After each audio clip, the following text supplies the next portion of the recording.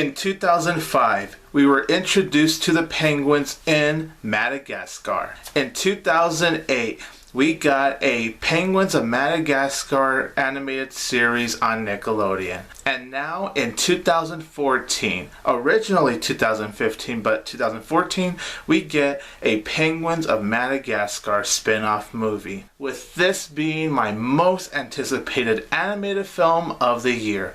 Is it everything I could ever hope for in a spin-off movie? Let's find out in my review.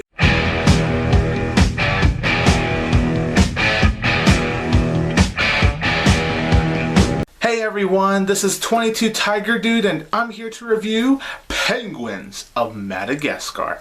So Penguins of Madagascar has Skipper, Private, Kowalski, and Rico. The four penguins return, and this time they have their own spin-off movie. This whole adventure is about these penguins having to face an octopus named Dave, who can transform into any human, and he has this diabolical plan. So the penguins have to stop them, but along the way they meet the North Wind crew, in which they meet the wolf, who is named Classified, and you get many more of the other groups, and they have to sort of learn to work together with each other, and that's really your plot for the movie. So going into Penguins of Madagascar, I could not wait for this movie. Seriously, I was so pumped. It was my most anticipated animated movie of this year. I love the Madagascar movies. Look, I even own the Madagascar set that has all three movies into it. So I adore all three of these movies right here. And I even love the Nickelodeon animated series, The Penguins of Madagascar. I was so disappointed in this movie, guys. I really do not like saying that. Trust me. I really want to say this is a fun movie. This was an awesome movie. And if I at least didn't love the movie, at least like it. I would have been happy if I at least liked the movie. But I just didn't. Penguins of Madagascar is one of the most disappointing movies I've seen this year. The first 20 minutes, I will say, great. I was very pleased with the first 15 to 20 minutes of the movie, around that timing. So I was really enjoying the movie when it first begins. I really loved the set that they had when they were all little and they were in Antarctica. That was clever, and some of the moments there were pure hilarious to me. And then once the penguins meet the North Wind crew, that's when I did feel like the movie started to go downhill. Some of the second act was good. I had fun with some of the second act. But other parts of the second act is a little underwhelming to me. Some of the humor really doesn't work. Now the thing about this movie is that most of the humor, at least for the first two acts, they really did work. They were really funny. And I thought the humor, for the most part, was handled very well. There's some of the humor that's a huge like it really misses, and it does feel a little awkward, but I did laugh for the most part, at least for the first two acts. The Penguins, for their own spin-off movie, they do a good job. It's still a lot of fun to see them. The storyline was not very well written. It was really bland. It was a sloppy storyline to me. The way it was executed wasn't very well done. I thought the pacing was very rushed. Like the movie goes boom, boom, boom, boom, boom, boom, boom. Look, I have no problem with the movie being fast-paced. I mean, look at Madagascar 3. What a fast-paced movie. But it was a perfectly fast-paced movie.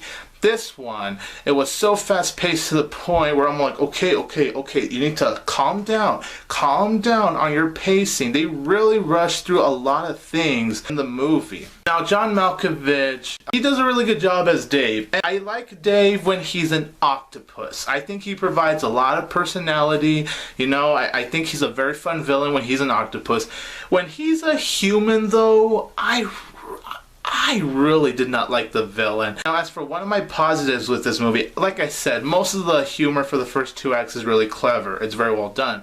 But one of my favorite things about the movie, in terms of the humor, is the way Dave the Octopus would mention celebrity names when he gives commands. And it's definitely one of the highlights of this, well, forgettable mess in my opinion. Animation is definitely glorious. As expected in a DreamWorks animated movie, it is so beautiful, it is so colorful, it is really great in details. DreamWorks never disappoints when it comes to the animation, and even when I wasn't really quite getting into the movie, I was still really mesmerized by how beautiful and how much eye candy that the animation really gave. As for the new additions, I do like Benedict Cumberbatch, who voices this wolf named Classified. You know, he was an enjoyable presence. King Jeong does a really good job with his voice talent, and everyone else that were new additions to this movie, they all do a good job. Each of the voices really fit the personalities. Now, like I said, some of the second act works for me, and some of the second act really doesn't work for me.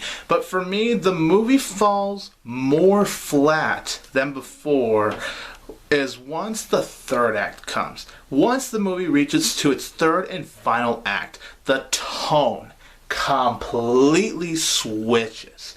It takes into a very far-fetched and strange direction. They take wacky and strange in the most cringe-worthy and very weak manner. I am not joking. The whole entire time I was watching the final act of the movie, I was like this.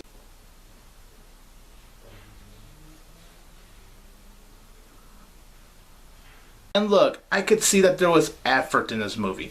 I really do. But I felt like the writers tried way too hard to really go out there. Even though it has very well choreographed action sequences with good details and it's very well filmed, I didn't feel any tension during the action scenes like I did with the Madagascar movies, because the action in the Madagascar movies give me the adrenaline rush. I would actually be at the edge of my seat. Especially, I mean, come on, that European car chase scene in Madagascar 3, Europe's Most Wanted, has got to be one of the most exciting car chases or action scenes in general that I've seen in an animated movie. Like, I would be watching the action scenes going, well, that's kind of cool to look at, but I never went, oh my gosh, this is exciting. And the other thing this movie totally lacks is heart. This movie only gives very, very little time for heart. And when there is that little heart, I didn't get any feeling out of it, because like I said, it lacks actually giving time for the heartwarming things. And that's what I've always loved about the Madagascar movies. Not only did they blend the comedy well, but they balance the heart for us to care about the characters. I still cared about the characters, trust me, don't get me wrong, the penguins really, but I just wish there was heart for me to give me that good feeling, and unfortunately it even lacks that. It had a lot of potential, but this movie just wastes a lot of the potential that it could have had to make a really good animated movie. The storyline is very lacking, it's very bland, it's not very well written, the pacing is very uneven. With the first two acts, I was going to give this 2.5 out of 4 stars, but it's because of that third act, which made the movie fall more flat than it already was before. I'm gonna have to unfortunately give Penguins of Madagascar a very disappointing 2 out of 4 stars. It's not a terrible movie by any means, but oh man, Penguins, you deserved a much better movie than this. You really, really did. Comment below your opinion on Penguins of Madagascar. Do you think it's a spin-off movie they deserved, or are you like me where you think it could have been a whole lot better? This is 22 Tiger Dude, and don't forget that I will always have Tiger Power!